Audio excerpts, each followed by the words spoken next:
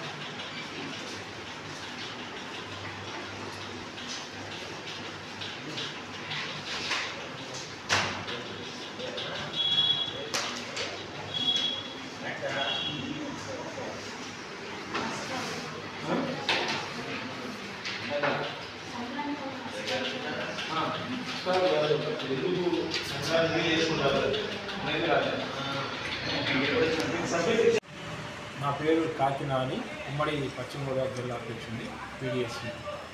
విద్యార్థులను చైతన్యవంతం చేయడం కోసం, సంక్రాంతి పండుగ యొక్క ప్రాముఖ్యత చెప్పడం కోసం, అట్లాగే సంక్రాంతి అంటే కోడి పందాలు, జోదాలు ఇట్లాంటి వేటాడు లాంటి వ్యసనాలకి బానిసై వాళ్ళ యొక్క ధనాలు కోల్పోకుండా ఈరోజు విద్యార్థులను చైతన్యవంతం చేయడం కోసం పీడిఎస్యు నగర కమిటీ, ఏలూరు నగర కమిటీ ఆధ్వర్యంలో ఈ యొక్క వ్యాసరచన పోటీలు స్థానిక ఎస్పీడిబిటి కాలేజీలో ఉదయం 11:30 నుంచి 12:30 వరకు కూడా ఈ యొక్క వ్యాసరచన పోటీలు నిర్వహించడం జరుగుతుంది.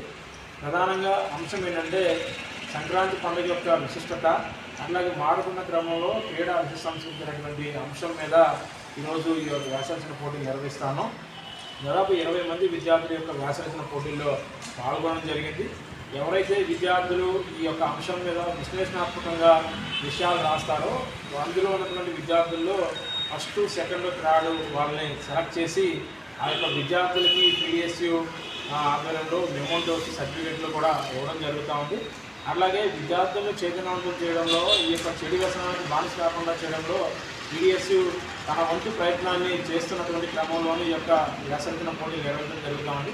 ఈ యొక్క వ్యాసరచన పోటీల్ని విద్యార్థులు ఉపయోగించుకోవాలని కూడా తెలియజేస్తూ, అట్లాగే రేపు శుక్రవారం కూడా ప్రభుత్వ జూనియర్ కాలేజీలో, అట్లాగే డిగ్రీ కాలేజీలో కూడా ఈ యొక్క వ్యాసరచన పోటీలు నిర్వహిస్తూ ఉన్నాం.